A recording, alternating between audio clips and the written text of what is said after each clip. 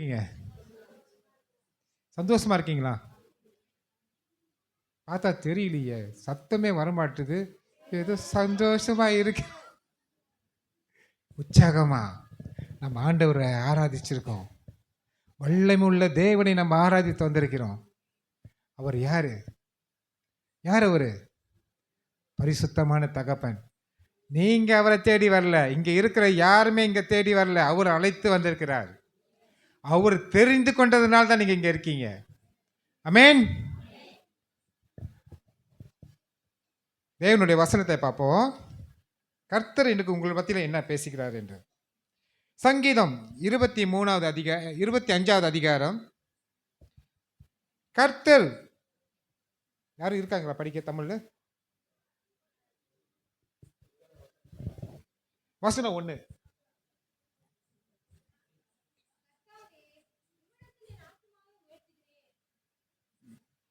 கர்த்தாவே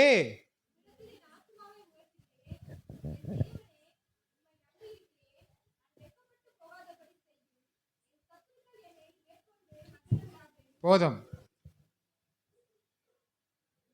எல்லாரும் ஒரு வாட்டி அம்மா சொல்றது படிக்கிறத கூட சேர்ந்து படிங்க.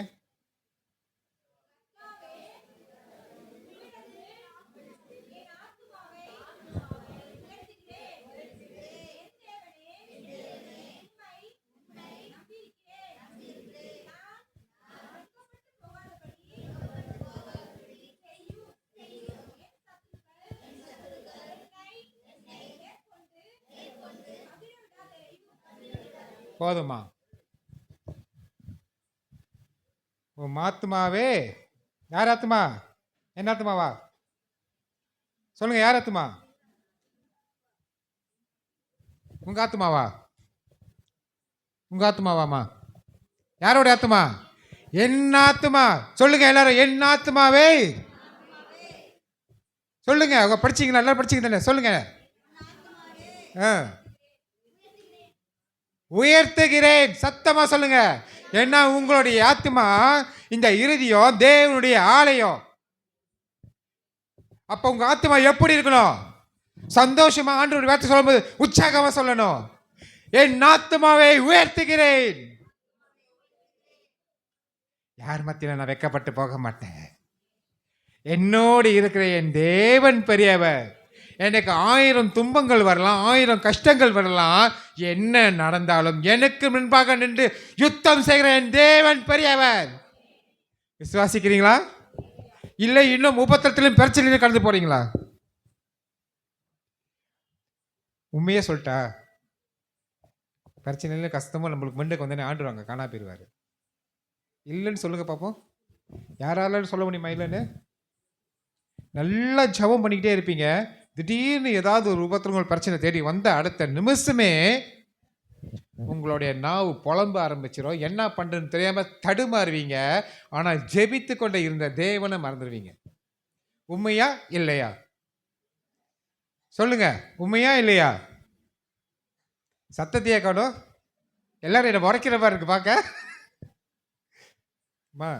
நாங்கள் யாரையும் வந்துட்டு குறை சொல்ல வரல. கர்த்தர் மேல நம்பிக்கையோடு விசுவாசத்தோடு இருக்கிறவங்களை கர்த்தர் பரிபூர்ண சுகத்தை கொடுக்க தேவைப்பேன். உங்களுக்கு ஒரு விஷயம் தெரியுங்களா? கொடுக்குற கடவுளை கூறிய பிச்சுக்கிட்டு கொடுக்குமா? கேள்விப்பட்டிருக்கீங்களா? அந்த பழமொழியை யாரும் சொல்லியிருக்காங்கன்னு நினைக்கிறேன். அது கூறிய பிச்சுக்கிட்டு கொடுக்குதோ இல்லையோ, உங்களுடைய இருதயம் தேவனுடைய ஆலயம். தேவனை நீங்கள் விசுவாசித்தீங்கன்னா தேவன் உங்களுடைய ஆசீர்வாதத்தை அளவில்லாத அளவுக்கு கொடுத்துக்கிட்டே இருப்பார். ஏன்னா இந்த ஆத்மாவை திருடுறவன் யார் தெரியுமா? இந்த உலகத்தில் தள்ளப்பட்டவன்.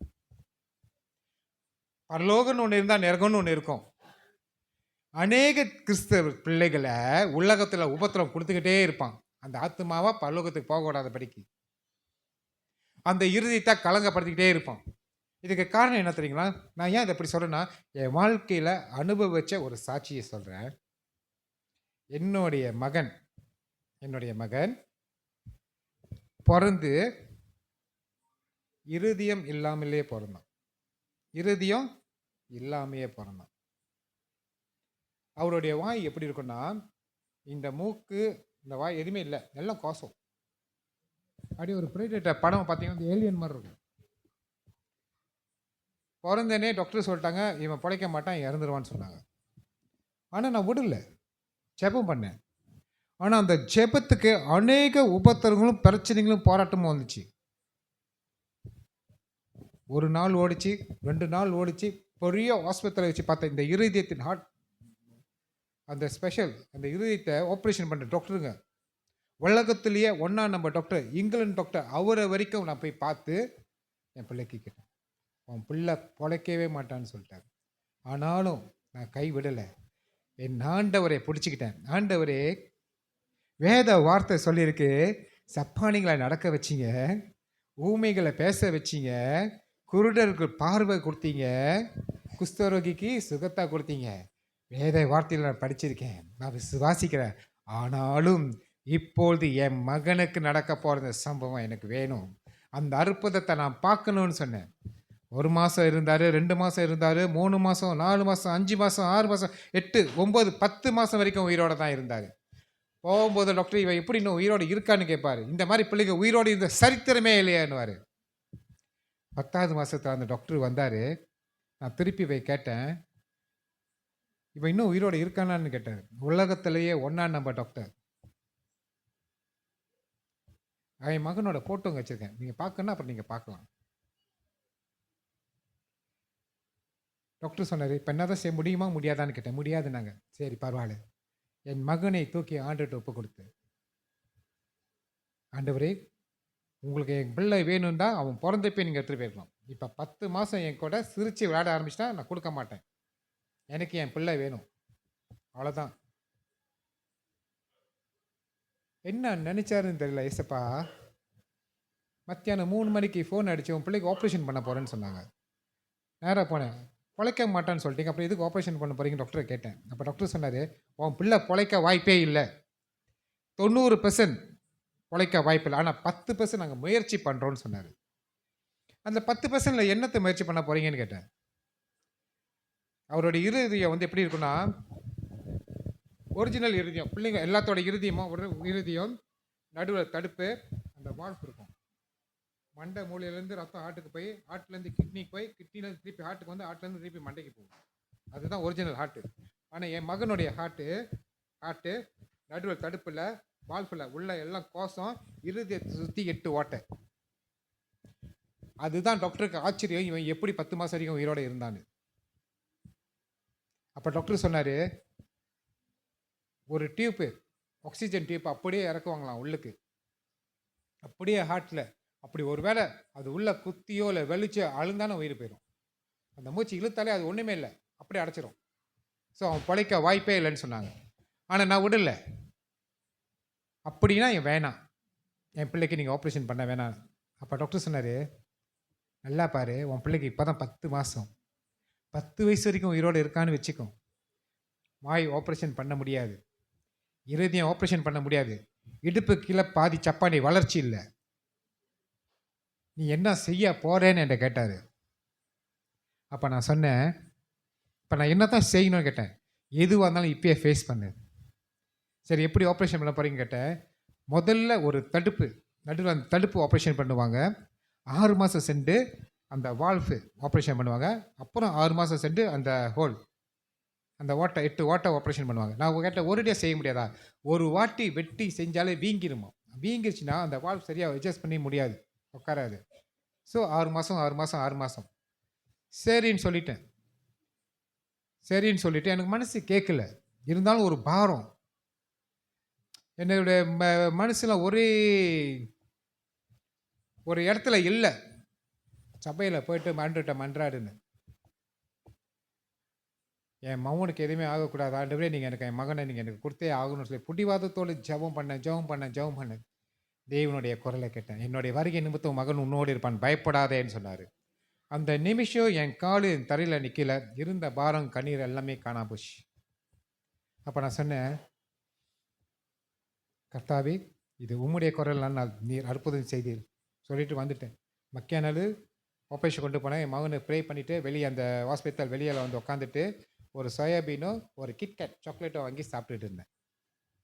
அப்போ என் ஒய்ஃப் உள்ளேருந்து வந்துட்டு, என்னப்பா சரிங்க, பிள்ளைக்கு ஜவு பண்ணுவீங்கன்னு பார்த்தா உட்காந்து சாக்லேட் சாப்பிட்டுருக்கீங்கன்னு கேட்டாங்க. நான் போய் சொல்லுவேன், ஆனால் ஆண்டவர் போய் சொல்லப்பட்டார்ல.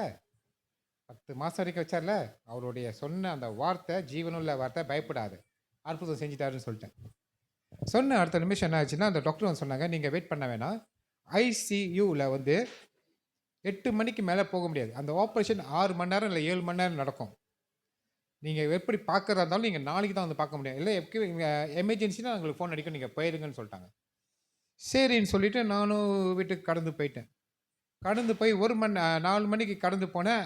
5 மணிக்கு ஃபோன் அடிக்கிறாங்க, எங்கே இருக்கீங்கன்னு கேட்டாங்க. நான் வீட்டில் இருக்கேன்னு. உடனே ஆஸ்பத்திரிக்கு வாங்கினாங்க. அந்த 1 மணி நேரத்தில் ஒரே பதறி போயிட்டேன். போச்சு, அதான் சொன்னார்ல டாக்டர் 10% பழைக்க வாய்ப்பு இல்லைன்னு. என் மண்டையில் அதுதான் ஓடுது. புலம்பிக்கிட்டே போகிறேன், ஏசப்பா கிட்ட சண்டை போட்டுக்கிட்டே போகிறேன். ஆஸ்பத்திரிக்கு போயிட்டு நின்று பார்த்தேன்னு என் மகனை சுற்றி 15 டாக்டர்ஸ் நிற்கிறாங்க. அதாவது இங்கிலாந்துலேருந்து வந்த டாக்டருங்களும் அங்கே வந்து இந்த என்ன சொல்லுவாங்க, இந்த கூட நின்று அந்த சில கஷ்டப்படுற ஜனங்களுக்கு உதவி செய்வாங்களே அவங்களும் வந்து நின்றுருந்தாங்க. அப்போ நான் டாக்டர்கிட்ட கேட்டேன், என்ன ஆச்சு டாக்டர்னு கேட்டேன். என்னை பார்த்து சிரிச்சாரு. என்னாச்சு டாக்டர்னு கேட்டேன். உன் பிள்ளை ஒரு மிரக்கல்னு சொன்னார். நான் திருப்பி கேட்டேன், என்னாச்சு டாக்டர் முதல் சொல்லுங்கன்னு கேட்டேன். நீ எந்த கடவுளை கும்பிட்றேன்னு கேட்டார். நான் ஜீசஸை கும்பிட்றேன்னு சொன்னேன். அப்போ அவர் சொன்னார், போயிட்டு முதல்ல அவர்கிட்ட நன்றி சொல்லுங்க, நீங்கள் விஷயத்தை சொல்லுங்கள் டாக்டர்னு சொன்னேன். அப்போ அவர் சொன்னார், உன் பிள்ளையோட இதயத்தின் நடுவு தடுப்பை ஆப்ரேஷன் பண்ணி, வால்ஃபை ஆப்ரேஷன் பண்ணி, 8 ஹோலியோ ஆப்ரேஷன் பண்ணி, பிறந்த பிள்ளையோட இருதயம் எப்படி இருக்கோ அப்படி இருக்கு, இனிமேல் நீ ஆஸ்பத்திரிக்கு வராத, கூட்டிகிட்டு போயிருன்ட்டார். 1 மணி நேரத்தில் கர்த்தருடைய வார்த்தை, அது ஜீவனுள்ள வார்த்தை. அவர் சொன்னால் செய்வார். அது மட்டும் இல்லை, ஆண்டவருடைய வருகை எப்போன்னு எனக்கு தெரியாது. அது வரைக்கும் நான் உயிரோடு இருக்க வரைக்கும் என் பிள்ளை கூட இருப்பான்ல, அந்த ஒரு விசுவாசம். ஆண்டவர் பார்த்தீங்களா, சொன்னால் செய்வார். அது மட்டும் இல்லை, அவருடைய ஆப்ரேஷன் வந்து 68,000. நான் 2,000 வழி தான் கட்டினேன். மொத்த காசும் ஃப்ரீ. வாய் ஆப்ரேஷன் ஃப்ரீ. இப்போ வரைக்கும் அதுக்கு என்ன கூட்டிகிட்டு போனால் எல்லாமே ஃப்ரீ. அவர் வந்து ஆண்டவருடைய பிள்ளை. ஆண்டவருடைய ஜீவனை கொடுத்து இந்த உலகத்தில் சாட்சியாக வச்சுருக்காரு. அப்போ பாருங்க, நம்ம நம்பும்போது கர்த்தர் என்றைக்குமே கைவிட மாட்டார். எதிராக நிறையா பேர் வந்தாங்க, ஆனால் விசுவாசம் மட்டும் கையில் இல்லைன்னா அநேக எதிர்ப்புகள், அநேக உபத்திரங்கள், அநேக பிரச்சனைகள் வந்துச்சு. 1 வருஷம் 10 மாதம் 11 மாதம் 12 மாதம் அவன் திரும்பி நல்லா தெளிவாக, ஏன்னா அவன் 1 வயசு வரைக்கும் 2 கிலோவில் தான் இருந்தான். வெயிட்டு வெறும் 2 கிலோ தான். அதை ஜெபம் சப்பானிய கர்த்தர் நடக்க வச்சார். ஸ்கூலுக்கு போகும்போது ஓட்ட பந்தயத்தில் 2ஆவதாக வந்தான். அப்போ பாருங்க, நம்ம ஆண்டவர் ஒரு அற்புதம் செஞ்சார்னா என்றைக்குமே குறை வைக்க மாட்டார், முழுமையாக செஞ்சு வைப்பார். முழுமையாக அற்புதமாக செஞ்சார். எப்படியாப்பட்ட நம்ம ஆண்டவர். உங்களை எத்தனை பேர் ஆண்டவர் விசுவாசிக்கிறீங்க? எல்லாரும் விசாரிக்கிறீங்களா? உண்மையாவா? ஆண்டவர் வருகை இன்னைக்குன்னா எல்லாரும் சொல்லுவீங்களா? ஆண்டோட வருகை இன்னைக்குன்னா எல்லாம் எடுத்துக்கொள்ளப்படுவீங்களா? எத்தனை பேர் எடுத்துக்கொண்டு விசுவாசிக்கிறது கை தூக்குங்க பார்ப்போம். உண்மையா? ஆராய்ச்சி பண்ணி பார்த்துருவோமா? ஆராய்ச்சி பண்ணிடுவோமா? பல்லவத்துக்கு போவீங்களா இல்லையான்னு? அப்புறம் என்ன கோச்சிக்கூடாது. நான் பேச மாட்டேன். ஆண்டவருடைய வார்த்தை என்ன சொல்லதோ அதை தான் நான் உங்கள்கிட்ட சொல்லுவேன். நீங்கள் ஒன்று நீங்களும் படித்து பார்த்துக்கலாம், அது உண்மையா பொய்யான்னு. நான் ஆண்டவர் என்ன சொல்கிறாரோ அதை தான் சொல்லுவேன். உங்களுக்கு மட்டும் இல்லை, இங்கே இருக்கிற ஊழியக்காரங்களுக்கும் சரி, எல்லாருக்குமே போது ஒரே வார்த்தை. இந்த வார்த்தை எப்படி தெரியுமா எனக்கு ஆண்டவர் கொடுத்தாரு? 1 நாளில் கொடுக்கல, 2 நாள் 3 நாள் கொடுத்தாரு. வார்த்தைக்கு போகும்போது ஆண்டவர் கொடுத்த வார்த்தையை நான் உங்கள்கிட்ட சொல்கிறேன். நான் எப்பவுமே அதிகாலை 3 மணிக்கு எழுந்திரிச்சு ஜெபம் பண்ணுற வழக்கம் எனக்கு. அன்னைக்கு அதிகாலை 3 மணிக்கு எழுந்திரிச்சு என்னால் ஜெபம் பண்ண முடியல. ஒரு கனவு. அந்த கனவுல நான் நிற்கிறேன், என் பக்கத்தில் ஒரு ஊழியக்காரர் நிற்கிறாரு, என் பின்னாடி ஆயிரக்கணக்கான சபை மக்கள்ங்க நிற்கிறாங்க. தேவனுடைய வருகைக்காக எல்லாம் ஆயத்தமாக நிற்கிறோம். வானத்திலிருந்து ஒரு மிக பிரதான ஒரு வெளிச்சம் ஒன்று இறங்குனுச்சு. அந்த வெளிச்சம் வந்து அடுத்த நிமிஷம் ஏசப்பா வந்துட்டாரு, நான் போறேன்னு சொல்லிட்டு என் பக்கத்தில் இந்த ஊழியக்காரர்கள் ஓடி போய் அந்த வெளிச்சம் பட்ட அடுத்த நிமிஷமே எரிஞ்சி சாம்பலாயிட்டாரு. எரிஞ்சி சாம்பல் ஆயிட்டார். என்ன ஆண்டவரேன்னு கேட்டேன். யார் வருவா மாயத்தம் இல்லாமல் என்னிடத்தில் வர முடியாது. அப்பா உன்னோட ஊழியக்காரர் இருக்கட்டும், ஆயத்தம் இல்லாமல் என்னிடத்தில் வர முடியாது. நான் ஒரே கான்ஃபியூஸ், கிணவு ஏன்டா இப்படி வந்துச்சுன்னு புலம்பிக்கிட்டே விட்டுட்டேன். மக்கியா நாள் வெள்ளிக்கிழமை மறுபடியும் அதே 3 மணிக்கு இன்னொரு கனவு. திருச்சபையில் ஊழியக்காரர் முன்னுக்கு நின்று பிரசங்கம் பண்ணிட்டு இருக்காரு. நான் சபை மக்கள்கிட்ட ஒவ்வொரு தலையில கை வச்சு ஏசப்பா வர போறாரு, ஆயத்தமாவுங்க ஆயத்தமாவுங்க ஆயத்தமாவுங்க எல்லாத்துக்கிட்டையும் சொல்லிக்கிட்டே கடைசியா ஊழியக்கார்ட்ட வந்து நிக்கிறேன். அந்த ஊழியக்கார் சொல்றாரு, பத்தாது, இன்னும் ஆழமா சொல்லு. மண்டைய சொரிஞ்சிக்கிட்டு உட்காந்துருக்க. இன்னும் ஆழமா எப்படி சொல்றது? அம்மா இவங்க ஆண்டவர் விசுவாசி, இவங்க ஆண்டவர் விசுவாசி, இவங்க ஆண்டவர் விசுவாசி. இன்னும் என்ன ஆயத்தப்படுத்தணும்? புரியல, தெரியல. சனிக்கிழமை விடிய கால திருப்பி அதே 3 மணிக்கு மறுபடியுமா பேசுறாரு ஆயத்தத்தை கொடுத்து. தேவன் வசன மூலியமாக இத போய் உன் ஜனங்கள்கிட்ட சொல்லு, ஆத்மா ஆதாயம் செய்தது போதும், சபையில இருக்கிற ஆத்மாவை முதல் ஆயத்தப்படுத்து. சபையில இருக்கிற ஆத்மாவை ஆயத்தப்படுத்து. சபையில இருக்கிற ஆயத்தமா தான் ஆயத்தமா இருக்காங்களே இல்ல. அவர்களுக்கு என்ன ஆசீர்வாதம் வேணும்? பண தேவையா? நான் சந்திக்கிறேன். நோயிலிருந்து சுகத்தை தருகிறேன், வீடு தரேன், காடி தரேன், எல்லா ஆசீர்வாதமும் நான் தரேன். அவர்கள் என்ன இடத்தில் வரும்போது அவன் யார் என்று தெரியாதுன்றாரு.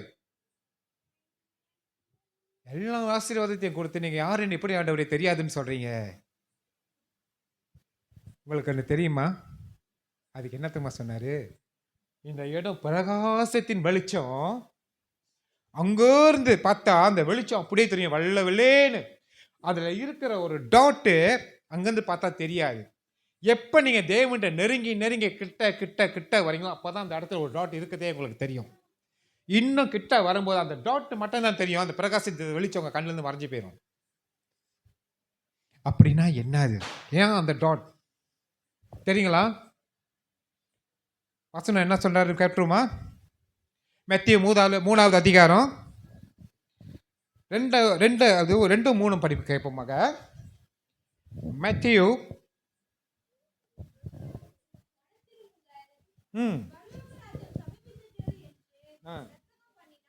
ஓகே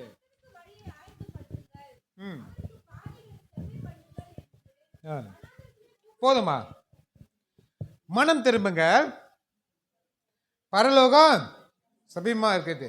அம்மா இங்க பாருங்க, நல்லா கேளுங்க, நல்லா கேளுங்க. இது ஒரு வசனம் மட்டும் இல்ல, இது உங்களுடைய ரட்சிப்பு, இது உங்களுடைய பரலோகத்தை கூட்டிட்டு போற பாதை. ஒவ்வொருத்தருக்கும் சொல்றேன், ஆண்டோடைய வருகை எப்பன்னு வருதுன்னு தெரியாது, அது வராமே போட்டோம், அது எனக்கு முக்கியம் இல்லை. இன்னைக்கு நான் ஜீவனோட இருக்கேன், நாளைக்கு இறந்தா நான் ஆண்டோட இருப்பேன் நிச்சயம் இருக்கா? உங்களுடைய இருதயத்தில் ஆராய்ச்சி பண்ணி பாருங்க. ஓ அம்மா இவங்க பெரிய கிறிஸ்தவங்க, அல்லேலூயா, இன்னைக்கு இறந்துட்டாங்க, இன்னைக்கு ஆண்டோட இருப்பாங்க, நான் விசுவாசிக்கிறேன், பரலோகத்தில் போனா பார்ப்பேன்.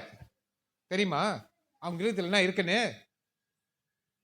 புரியுதுங்க அவங்க சொல்றது? அந்த இருதயத்தை தான் இப்ப ஆண்டவர் கொடுத்து பேசுறாரு.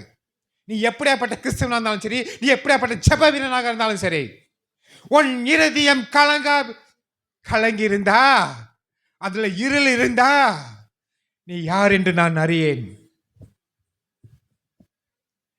இப்ப புரியுதுங்களா ஆண்டவர் ஏன் அந்த வார்த்தையை பாய்ச்சாருன்னு? மனம் திரும்புங்கள், மனம் திரும்புங்கள், மனம் திரும்புங்கள்.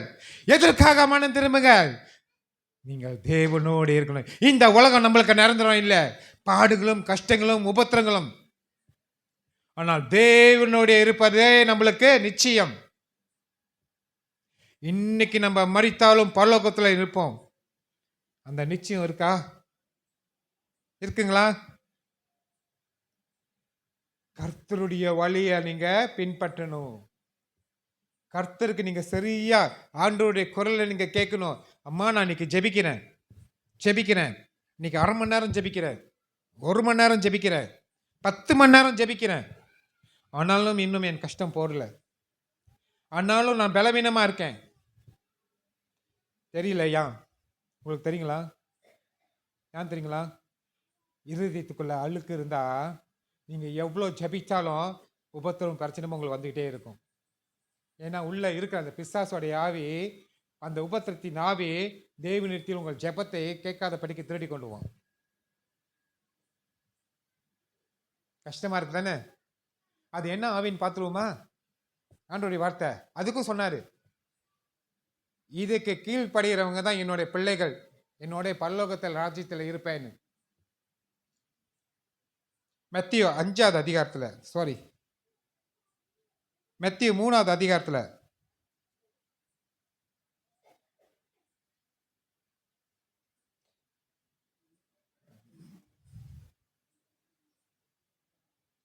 சாரி மத்தியோ 5:44 படிக்க கேட்போமா? ம் ம் ம் ஓகே.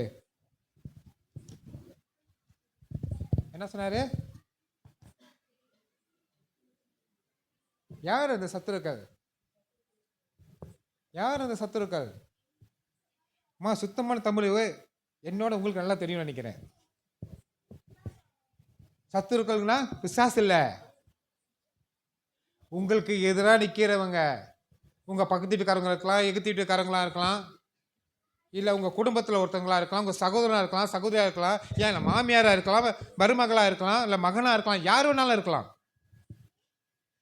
எப்போ பார்த்தாலும் நம்ம கழிஞ்சுக்கிட்டு நம்மள்ட்ட ஏதாவது சொல்லிக்கிட்டே இருப்பாங்க, வெறுப்பா மூட்டிக்கிட்டு இருப்பாங்க. அவர்களை நேசிங்க முதல்லன்னு சொல்றாரு. கர்த்தர் எந்த அளவுக்கு உங்களை நேசிக்கிறாரோ நீங்களும் அவர்களை நேசிக்கணும். கொஞ்சம் கஷ்டமாக தான் இருக்கும், ஏன்னா ரொம்ப நாள் அந்த பிரச்சனை உபத்திரங்கள்லாம் ரொம்ப கஷ்டமாக தான் இருக்கும், இல்லைன்னு சொல்லலை. நம்ம வாழ்கிற வாழ்க்கை கொஞ்சம் கொஞ்சம் காலம்தான். இந்த கொஞ்சம் காலத்திலேயே ஒருவருக்குள்ள சமாதானம் இல்லாமல் இல்லைன்னா யாரையுமே நேசிக்க முடியாது. உங்களால் யாரையுமே நேசிக்க முடியலன்னா ஆண்டவர் எப்படி உங்களை நேசிப்பார்?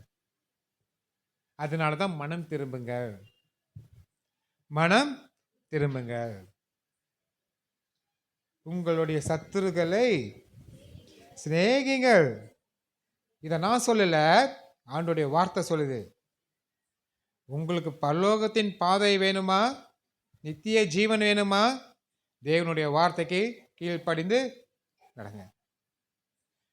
பிறருக்காக நீங்க ஜெபிக்கும் போது, இது வரைக்கும் நான் சண்டை போட்டுட்டேன், ஆண்டவரே என்ன மன்னிங்க, இது வரைக்கும் அவங்களுக்கு நான் எதிரான எல்லா செய்ய முடியுமா நான் செஞ்சிட்டேன், ஆண்டவரே என்ன மன்னிங்க, நான் உங்களுடைய பிள்ளை, இனிமே இந்த தவறு பண்ண மாட்டேன், அவர்களுக்காக நான் ஜெபிக்கிறேன், அவர்களுக்காக நான் ஒப்புரவாயிடுறேன் ஆண்டவரே.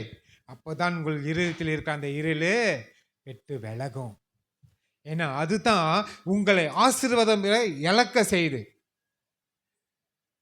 இவங்க கிறிஸ்தவன்றாங்க, பாருங்க என்ன வாழ்க்கை வாழ்ந்துட்டு இருக்காங்க. இது யாரை தெரியுமா பாதிக்குது? நம்ம ஆண்டவராகிய இயேசு கிறிஸ்துவ.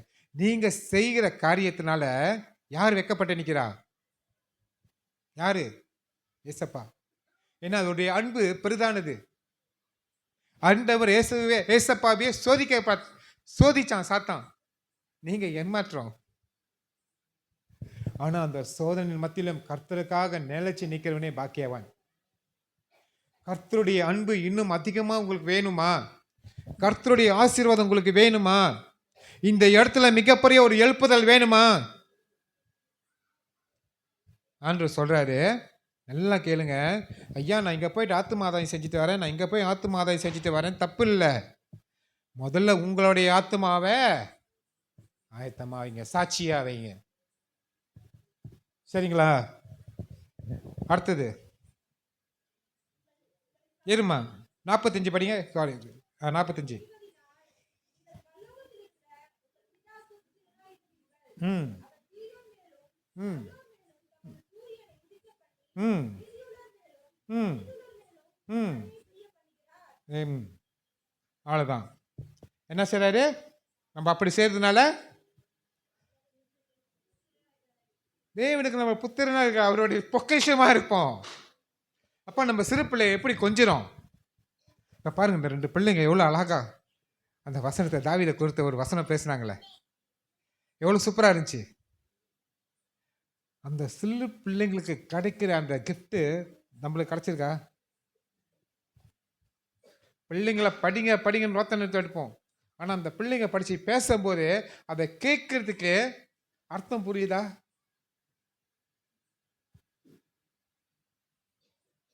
ஆனால் ஆண்டவர் என்ன சொல்றீங்களா, நீங்கள் எப்படி பேசினாலும், எந்த புரிஞ்சு பேசினாலும் புரியாட்டி பேசினாலும் என்ன பேசினாலும் கர்த்தருக்கு தெரியும். ஏன்னா அவரு இந்த இருதயம் தேவனின் ஆலயம், அந்த ஆலயத்திலிருந்து வருகிற ஒவ்வொரு வார்த்தையும் அவருக்கு தெரியும்.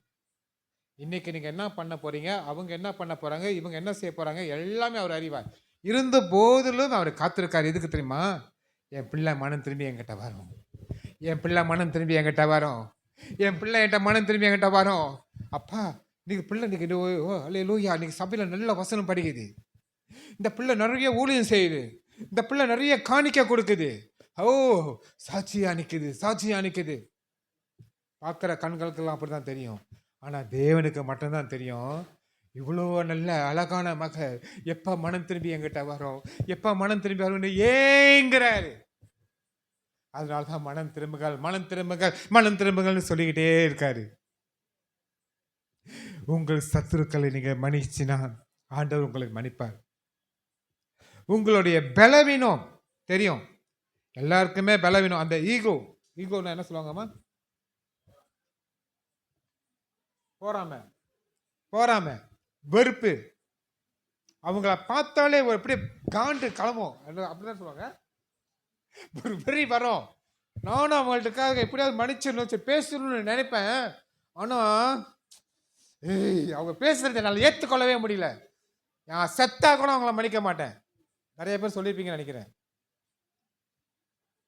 புரிதுங்களா உங்களுக்கு சொல்றது? அதுல இருந்து மனம் திரும்பணும். நீங்க எவ்வளவு பெரிய ஊழியக்காரங்களா இருந்தாலும் சரி, அதாவது முக்கியமா பிறருக்கு எதிராக என்னவே எழும்பாதீங்க. போதும். எந்த சூழ்நிலையிலையும் ஆண்டவர் அன்பானவர், உங்களை அன்பா மட்டும்தான் இருக்க சொல்லியிருக்காரு. அன்புன்ற பேருல அக்கிரமம் பண்ண சொல்லல. பிறர் மத்தியில அந்த ஆத்மாவை ஆயத்தப்படுத்துன்னு சொல்லிட்டு அந்த ஆத்மாவை ஆயத்தப்படுத்திடுவீங்க, அந்த ஆத்மா பரலோகத்துக்கு போயிடும். ஆனா நீங்களோ நரகத்துக்கு போவீங்க. புரிதுங்களா? இதுக்குத்தான் நான் கர்த்தர் வார்த்தையை சொன்னார். ஆயத்தம்னா என்ன? பரலோக ராஜ்யம் சபித்து இருக்கிறது, பரலோக ராஜ்யம். திடீர்னு இந்த வேலையில ஆண்டோட வடுகனா பிள்ளைங்களாம் எடுத்துக்கொள்ளப்படுவாங்க. அதுல எந்த தவறும் கிடையாது. நான் நரகத்தையும் பார்த்துட்டு வந்துட்டேன், பரலோகத்தையும் பார்த்துட்டு வந்துட்டேன். பிள்ளைங்களாம் எடுத்துட்டு வந்துருவாங்க. ஏன் சொல்லுங்க? 13 தடவை செத்து பொழைச்சி வந்திருக்கேன். 13, அதுல 2 தடவை சூசைட் பண்ணிக்கிட்டேன். எனக்கு வாழையே பிடிக்கலன்னு சூசைட் பண்ணிட்டேன். சாவல பண்ணியும் ஏன்டா சாவாம உயிரோடு இருக்கேன்னு இப்போ வரைக்கும் எனக்கு உட்காந்துருக்கேன். கொஞ்சம் நெஞ்சம் இல்லாமா நிறைய உபத்திரத்தில் வந்திருக்கேன், நிறைய பாடுகளை தாண்டி தான் வந்திருக்கேன், பெரிய கஷ்டத்தில் பட்டு தான் வந்திருக்கேன். அவ்வளோ சுலபம் இல்லை. உங்கள் மத்தியில் நான் தேவனுடைய வார்த்தையை பேசினா அவ்வளோ சுலபம் இல்லை. ஊழியக்காரன் வீட்டுக்கு வந்தேன், வீட்டு சைட்டு வந்து அதை கத்திட்டு வெட்டி போடுவேன்னு சொன்னேன் நான். இன்னைக்கு நான் ஆண்டவருடைய வார்த்தையை சுமந்து கொண்டு தேவனுடைய சத்தியத்தை சொல்றேன்னா அவர் எவ்வளோ அன்பான தகப்பன் என்ன அதிகமாக நேசித்தார். அந்த அதிகமாக எனக்கு நேசித்த அந்த அன்பான தேவனை நீங்களும் அதிகமாக நேசிக்கணும். நீங்க அவரை பிடிச்சிக்கிட்டீங்கன்னா யார் மத்தியிலுமே நீங்க வெக்கப்பட்டு போக மாட்டீங்க, யார் இடத்துலையுமே நீங்க கை ஏந்த மாட்டீங்க. அவர் உங்களை வாங்குற கரங்களால கொடுக்கிற கரங்களா மாத்துகிறவர். அவர் அப்படியாப்பட்ட தேவன். அவர் அன்பு குறையே இல்லை, அவரோட அன்பு குறைவே இருக்காதுமா. என்னோட வாழ்க்கையில ஒவ்வொரு நாளும் அனுபவிச்சுக்கிட்டு இருக்கேன். சின்ன வயசுல ஒரு 10 வயசு இருக்கும், எங்க அம்மா அடிச்சிட்டாங்கன்னு சொல்லிட்டு அவங்களோட அஸ்மா மருந்து, இனிப்பு நீர் மருந்து, ரத்த கொதிப்பு மருந்து, காய்ச்ச மருந்து, சளி மருந்து, இன்னும் என்னென்ன மருந்து இருக்கும், ஒரு அண்டா சட்டி நிறையா எல்லாத்தையும் சாப்பிட்டு செத்து போய் படுத்துட்டேன். ஒன்று விடாம சாப்பிட்டு போய் படுத்துட்டேன். இப்போ வரைக்கும் சாவாம உயிரோட தான் இருக்கேன். ஒரு காய்ச்சல் வரல, ஒரு தலைவலி வரல, எதுவுமே இல்லை. அப்படி ஒரு வாழ்க்கையா நான் வாழ்ந்தேன். என்ன ஆண்டவன் நடத்திருந்தது. தாயின் கருவில உண்மை கண்டேன் என்று சொன்னார் தெரியுங்களா? அது பொய் இல்லை, ஆண்டவர் தெரிந்து கொண்டதுனால தான் இன்னைக்கு நீங்க எல்லாரும் இங்க இருக்கீங்க. இந்த நெச்செய்தி உங்களுக்கு விளங்குனதுக்காக தான் ஆண்டவர் என்ன மெல்சியா தேசத்திலிருந்து நீங்க அழைச்சிட்டு வந்திருக்காரு போல. ஏன்னா நாங்கள் மலேசியாவில் மட்டும் இந்த சர்ச்சையை சொல்லி அவங்கள மட்டும் தேவனுக்குள் ஆயத்தப்படுத்தக்கூடாது. இந்தியா தேசத்தில் ஒரு எழுப்புதல் வர வேணும் என்று, நீங்களும் பரலோகத்தில் வர வேணும் என்று. மனம் திரும்புங்க. ஆனா அப்படி இருந்தும் என்ன தெரியுமா செஞ்சேன், சாப்பிட காசு இல்லாம அந்த வயசுல அந்த அம்மா அடிச்சது காரணம் என்ன தெரியுங்களா? அடிச்சிட்டாங்கன்னு வந்து குடிச்சேன்னு சொன்னேன்ல. ஏன் அடிச்சாங்கன்னு சொன்னேன்னா, வீட்டில் சமைக்கல, சாப்பாடு இல்லை. எங்கள் அம்மா ஒரு 50 ரூபா வச்சுருந்தாங்க. அதை எடுத்துகிட்டு போய் 30 காசுக்கு ஒரு ரொட்டி வாங்கி சாப்பிட்டேன்னு அடி. யாரை கேட்டு அந்த காசை எடுத்தேன்னு. நான் என்ன தப்பு பண்ணேன், எதுக்கு என்ன அடிச்சிங்க? அவங்க அடித்தாங்க, சரி எடுத்துட்டேன், அடித்தாங்க. எங்கள் அப்பா வேலை விட்டு வந்தால் கூட அவர் பெல்ட் எடுத்து பிச்சுட்டாரு. நான் சொல்ல வைக்கப்படலை. முடிஞ்சா அன்றைக்கி பூரா எனக்கு சாப்பாடு இல்லை, பட்டினி போட்டாங்க, முட்டையால் போடைச்சிட்டாங்க. சந்தோஷம் இருந்துட்டேன். எங்கள் அண்ணன் வந்தார் விடிய காலைல 2 மணிக்கு, வேலை முடிஞ்சு. அவர்கிட்ட சொல்கிற கூட எங்கள் அண்ணன் என்ன பண்ண, தூங்கிட்டு இருக்க, என்ன முடியை பிடிச்சி இழுத்து தூக்கி உட்கார வச்சு அவர் எடுக்கிறாரு நீட்டு கதையை. விடிய 6:30 மணி வரைக்கும் என்னால் முடியல. அதனால தான் மருந்து குடித்தேன், செத்து போயிடலான்ட்டு. அவ்வளோ வலி. ஆனால் கர்த்தர் என்ன விடலையே. அவர் தெரிஞ்சு கொண்டவராச்சே. இதோ இந்த பையன் வயசில் எங்கள் வீட்டில் பெரிய கிணறு இருக்கும். கிணறுல தண்ணியில் விளையாடுறேன்னு சொல்லி அப்படி கிணறுக்குள்ளே விழுந்துட்டேன். விழுந்து தண்ணிக்குள்ளே 4 மணி நேரம் உயிரோடு தான் இருந்தேன், சாகாமல் தண்ணிக்குள்ளே விளையாண்டுக்கிட்டு. எங்கள் அக்கா வந்து பார்த்துட்டு என்னை குதித்து உள்ளந்து தூக்கி வெளியே எடுத்தாங்க. எப்படா விழுந்த, எப்படா உயிரோடு இருந்தேன்னு தெரியாது.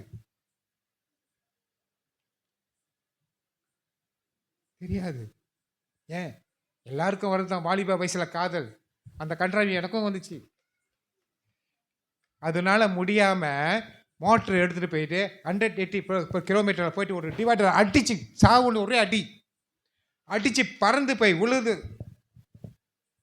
நினச்சிங்களா? உழுவே இல்லைம்மா. ஒரு சொல்லி கீரல் கூட உழுவலம்மா. யாரோ என்னை பிடிச்சி அப்படியே உட்கார வச்சாங்க கீழே. சுற்றி தர்ற யாரான்ட்டு மண்டையை சுரிஞ்சுக்கிட்டு, யாருன்னே இல்லை. மோட்டர் பைக் முடிஞ்சு டோட்டல் லாஸ். ஒரு சொல்லி கீரல் கூட வரல. அப்பவும் எனக்கு புரியல, கர்த்தர் தேர்ந்து எடுத்தவர் பெரிய காரியம் செய்ய வைத்திருக்கிறார்னு. அன்னைக்கு போயிருந்தேன்னா இன்னைக்கு நான் ஒரு எலும்பு கூட மிஞ்சிருக்காரு. அவ்வளோ ஒரு வைராக்கியமா என்ன மாத்தினார் ஆண்டவர். 48 படிக்க கேட்போமா? 48 படிச்சாச்சு தானே? மத்தேயு 6வது அதிகாரம் 14-15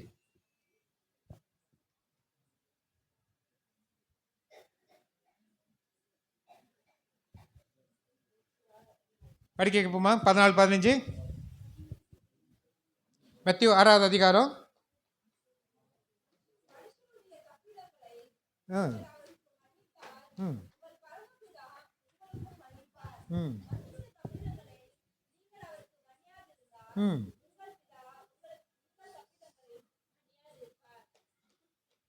அல்லேலூயா. போதுமா? இல்லை இன்னும் வேறு ஏதாவது நான் இன்னும் எக்ஸ்பிளைன் பண்ணணுமா? நீங்கள் பிறர் மன்னிக்கலன்னு ஆண்டவர் உங்களை மன்னிக்க மாட்டார். போங்க அப்படியே, ஆண்டவர் உங்களை மன்னிக்க மாட்டேன்னு சொல்லிட்டாரு. நான் சொல்ல, ஆண்டவர் வசம் சொல்லு. ஓகேயா?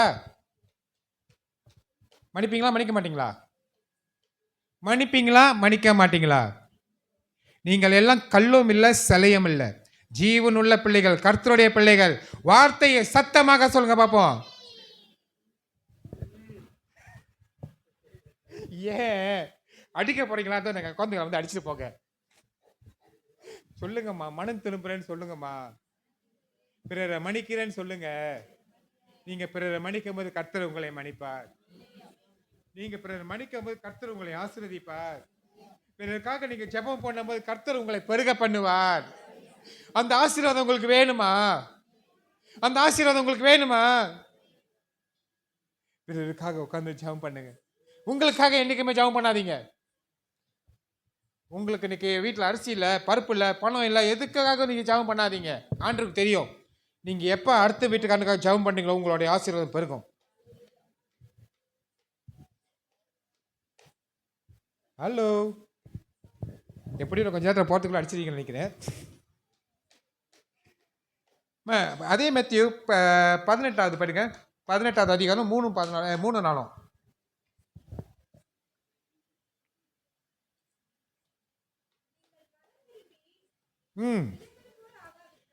மனம் திரும்பி பிள்ளைகள் போல ஆகாவிட்டால், ஹல்லேலூயா, மனம் திரும்பி பிள்ளைகள் போல ஆகாவிட்டால் பரலோகத்தின் ராஜ்யத்தில் பிரவேசிக்கவே முடியாது. ஏன் தெரியுமா? பிள்ளைகள் போல அவளுக்கு தான் அடிச்சுக்குவாங்க, அடுத்த நிமிஷமே கூடிக்குவாங்க.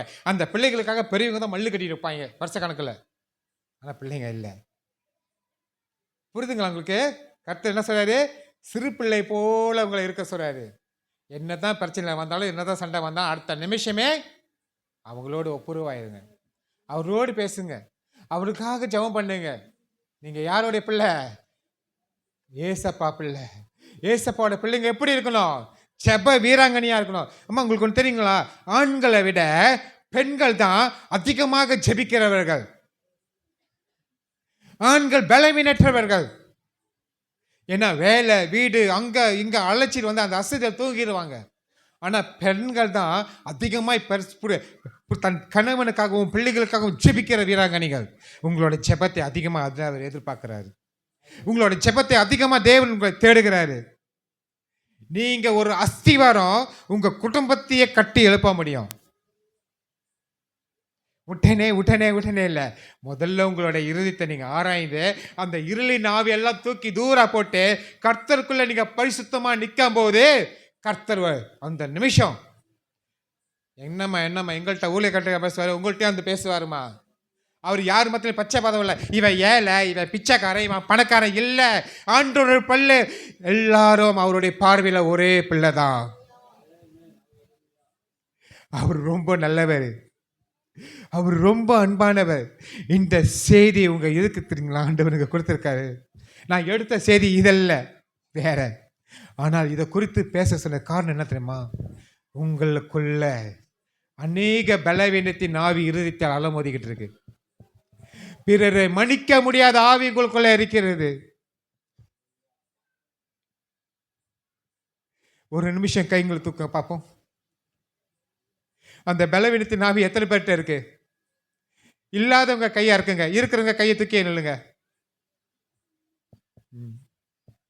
என்ன உங்க அதிகமா நேசிக்கிறனால தான் ஆண்டவர் இந்த வார்த்தை உங்களோட பேசுறாரு. யாருக்குங்க?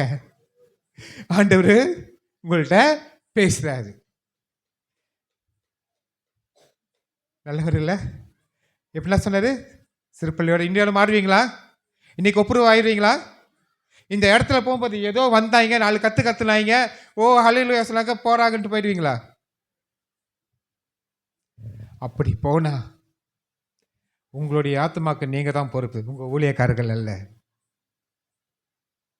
உங்களுக்காக நாங்கள் ஜெபிக்க தான் முடியும். ஆனால் அந்த ஜெபத்தை பெற்றுக்கொள்ற ஆசீர்வாதம் அது உங்க கையில் தான் இருக்கு. அதான் ஊழியக்காரர் ஜெபிச்சிட்டாலே, ஊழியக்காரர் தான் ஜெபிச்சிட்டாரு, கர்த்தருக்கு அந்த ஆசீர்வாதத்தை கொடுப்பாரு. சில தீர்க்கதரிசிகள் வந்து சொல்லுவாங்க, அம்மா இன்னும் 2 மாசத்துல உங்களுக்கு ஒரு மிகப்பெரிய ஆண்டவர் ஆசீர்வாதத்தை வச்சிருக்காரு. அவர் சொல்லிட்டு போயிடுவாரு. அவர் தான் சொல்லிட்டாரு. அதுக்காக அலட்சியமா இருக்க முடியுமா? கிடைக்குமா? கிடைக்கவே கிடைக்காது. ஏன்னா நீங்க விசுவாசத்தை ஜெபிக்கும் போதே அந்த ஆசீர்வாதத்தை பெற்றுக்கொள்வீங்க. உங்க ஒவ்வொருத்தர் பக்கத்துல கர்த்தர் அந்த ஆசீர்வாதத்தை பக்கத்திலே வச்சிட்டு இருக்காரு. எப்ப என் மக கேட்கும், எப்ப என் மக பெற்றுக்கொள்ளும், எப்ப என் மக என்னிடத்துல வரும், அவர் ஏங்கிக்கிட்டே இருக்காரு. நீங்க உங்க பாதையில போயிட்டே இருக்கீங்க. மனம் திரும்புங்க. இங்க இருக்கிறீங்க, கிறிஸ்தவர்களா இருக்கீங்களோ கிறிஸ்தவர்கள் இல்லாதவர்கள் இருக்கீங்களோ எனக்கு தெரியாது.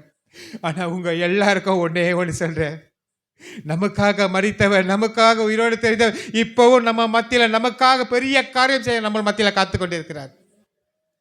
தன் பிள்ளை எப்ப மனம் திரும்பி என்கிட்ட வரன்னு காத்துக்கிட்டே இருக்காரு. அவருடைய கருத்தை எப்ப பிடிச்சு கொள்ளுவீங்க? அவர் ஆயத்தமா இருக்கார். மகளே வா, மகனே வா, வரீங்களா? அவர் இடத்துல வரீங்களா?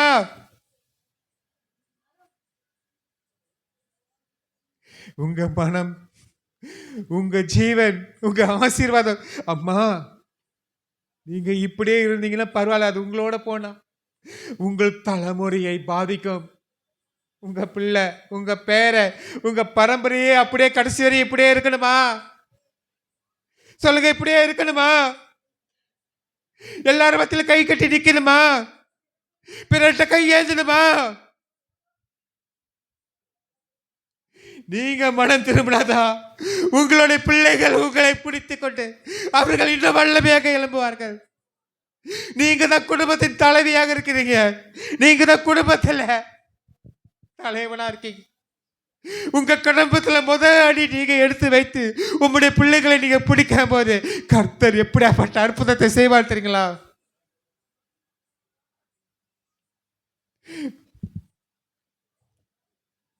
இங்க இருக்கிற ஆத்மா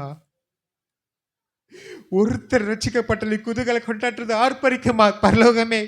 இங்க இருக்கிற இவ்வளவு ஆத்துமக்கள் இன்னும் உலகத்தின் பாதையில் இருக்கீங்களே, இன்னும் பலவீனமாக இருக்கீங்க. உங்களுடைய பலவீனமே உங்க குடும்பத்தை அழிச்சிடும். மனம் திரும்புங்க. இன்னைக்கு என் மகனுக்கு சாட்ச, என் மகனுக்கு சீக்கு, என்னால முடியல, இன்னைக்கு என்னால சபைக்கு வர முடியல, சாத்தா கொண்டுட்டு வருவான்.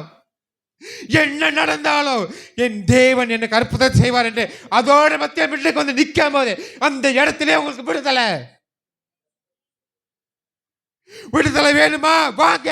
இன்னைக்கு என்னால் முடியலப்பா, என்னால் நடக்க முடியல, முடியாட்டினாலும் வா. நீ வந்தாதான் அவனுக்கு அற்புதம். இல்லடா இல்ல, இல்லடா இல்ல. என்னோட முது எலும்பு வெயிட்டு தூக்கி இந்த முது எலும்பு வெளியே என்ன நடக்க முடியாம உருண்டுகிட்டு போய் படியை தொங்கிக்கிட்டு ஏறி சபையில நின்று பிரசங்கம் பண்ணவன். டாக்டர் சொன்னா இதை வெட்டி எடுத்துடணும்னு. நான் முடியாது, வேணாம், ஆபரேஷன் மேல ரொம்ப பாதிப்புக்குள்ள போயிடுவேன். நம்புறீங்களா? என் விசுவாச தேவன் மேல ஒரு ஊழியக்காரர் வந்து சொன்னாரு, ஐயா நீங்க இந்த இடத்துக்கு போனா மிகப்பெரிய ஒரு அற்புதம் அந்த இடத்துல உங்களுக்கு நடக்க போகுது, போங்கன்னு சொன்னாரு. போனேன். நம்புறீங்களா? 1.5 மாசம் அந்த வெளியில நடக்க முடியாம கஷ்டப்பட்ட நானு 3 நிமிஷத்துல கர்த்தர் பரிபூர்ண சுகத்தை கொடுத்தாரு. பரிபூர்ண சுகத்தை கொடுத்தாருமா. இப்போ வரைக்கும் எந்த ஆபரேஷன் பண்ணல, எதுவுமே ஆகல, நல்லா இருக்கேன். நம்ம பாஸ்டர் டாஸ்க்கு தெரியும், அவரும் வந்து பார்த்தாரு என் நிலைமை எப்படி இருந்தேன்னு. கர்த்தரை நம்ம விசுவாசத்தோடு நிற்கும் போது கர்த்தர் நம்மளோடு இருந்து புது பலனை தருவார். என்னடா நான் ஆண்டவரை துதிக்கிறேன், ஆராதிக்கிறேன், இந்த மாதிரி ஆச்சு, நான் புலம்பல, நான் புலம்பவே இல்லை. என்ன நடந்தாலும் என் ஜீவன் கர்த்தருடையது. இதுவரையும் என்னை மரணத்திலிருந்து என்னை காத்து நடத்தின தேவன் என்னை கைவிட்டுருவாரோ? சொல்லுங்க, கைவிட்டுருவாரோ? ஒரு பொழுது உங்களை விட மாட்டேன். சோதனைகள் வரும், உபத்திரங்கள் வரும், பிரச்சனைகள் வரும், ஆண்டவர் ஏற்றுக்கொண்ட எப்பவுமே சந்தோஷமா இருப்பேன்னு மட்டும் நினைச்சிடாதீங்க. ஏன்னா இந்த உலகத்தில் இருக்கிறவன் உங்க சந்தோஷத்தை திருடுறதே காத்து கொண்டு இருப்பான். உங்களுடைய விசுவாசம் தான் அந்த ஆசீர்வாதத்தை அவன்கிட்ட புடுங்கி கர்த்தர் உங்களுக்கு கொடுப்பாரு. அந்த விசுவாசம் இல்லைன்னா அவன் புடுங்கி எடுத்துட்டு போயிட்டே இருப்பான். அதுக்கு தான் ஆண்டவர் பத்திரமா இருங்க, சிறு பிள்ளை போல இருங்க. சிறு பிள்ளைகளுக்கு தான் ஒண்ணுமே தெரியாது. வாலிப பிள்ளைகளே உற்சாகமா எழும்புங்க. இந்த வாலிப பிள்ளைகளை எப்படி தெரியுமா வஞ்சித்துக் கொள்றா? காதல், நண்பர்கள், தவறான பாதைகள், தந்திரமா கொண்டு போனா. ஆண் பிள்ளைகளே உங்களையும் தான், பெண் பிள்ளைகளே உங்களையும் தான். போதை, சந்தோஷம், ஓ இது மலேசியால ரொம்ப நடக்குது. மலேசியால ரொம்ப நடக்குது. புரியுதுங்களா? நீங்கள்லாம் ஆசீர்வதிக்கப்பட்ட பிள்ளைங்க. இந்த நற்செய்தியை நீங்க கேட்கறதுக்கு கர்த்தராவே உங்களுக்கு ஸ்தோத்திரம். ஏன்னா உங்களுடைய விடுதலை உங்க கையில, உங்களுடைய சத்தியம் உங்க கையில, உங்களுடைய ஜீவன் உங்க கையில, பரலோக ராஜ்யம் உங்க கையில. எங்களால் போதிக்க மட்டும்தான் முடியும். வெளி தேவனுடைய வார்த்தையை சொல்லத்தான் முடியும். ஆயத்தப்படுத்த சொல்கிறாரு. ஆயத்தப்படுத்துகிற ஆயத்தமாகுங்க. மனம் திரும்ப விட்டையில்னா நாளைக்கு உங்கள் ஊழியக்காரர் வந்து நிற்க மாட்டார். நீங்கள் தான் கர்த்தர்கிட்ட பதில் சொல்லணும்.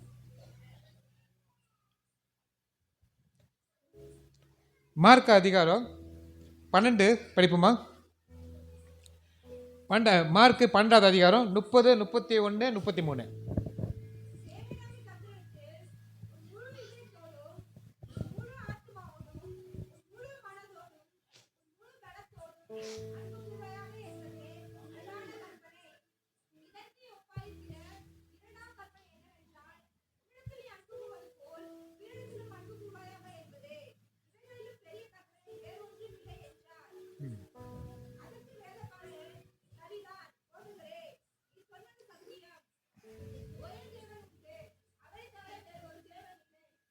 போதுமா?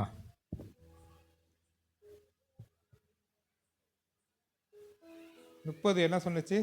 30வது வார்த்தை என்ன சொன்னாரு?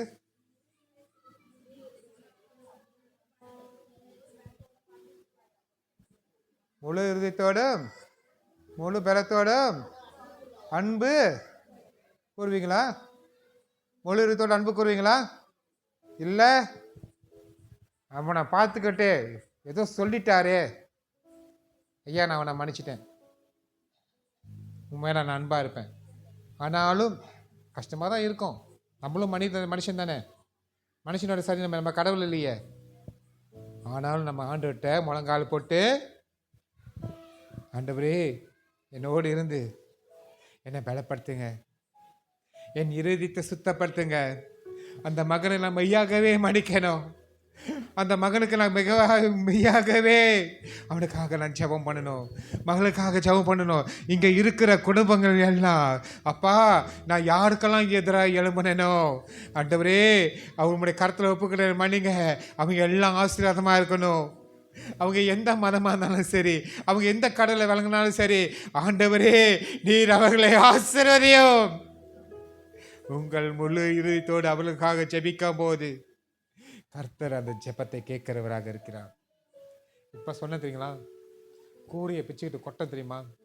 எப்போ நீங்கள் மனம் திரும்பி உங்கள் முழு இருதயத்தோடு ஆண்டவர் மன்றாடிகளோ அப்பொழுது உம்முடைய கரம் பிறரை ஆசீர்வதிக்கிற கரமாக மாறும்.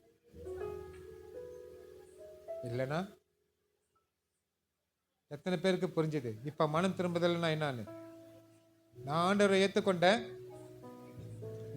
ஏற்றுக்கொண்டேன். இன்னைக்கு நான் கிறிஸ்துக்குள்ள வல்லமையாக ஜெபம் பண்ணுறேன், ஆத்மா ஆதாயம் பண்ணுறேன், நல்லா ஜெபிக்கிறேன், எல்லாம் ஓகே. இப்போ புரியுதா? பல்லவத்துக்கு போவீங்களா போக மாட்டீங்களா? இது வரைக்கும் நீங்கள் போயிருக்க மாட்டீங்க. இப்போ மனம் திரும்பினாதான் போவீங்க.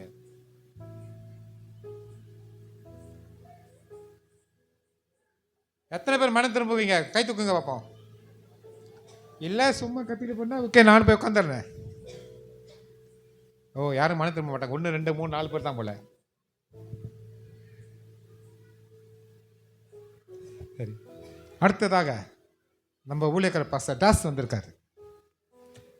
அவர் மத்தியில் முடிச்ச பிறகு நம்ம ஜெபத்துக்குள்ள போவோம். நாங்கள் பாஸ்டர். ஹல்லேலூயா. எல்லா கரங்களை உற்சாகமாய் தட்டி கர்த்தருடைய நாமத்தை மகிமைப்படுத்தலாம்.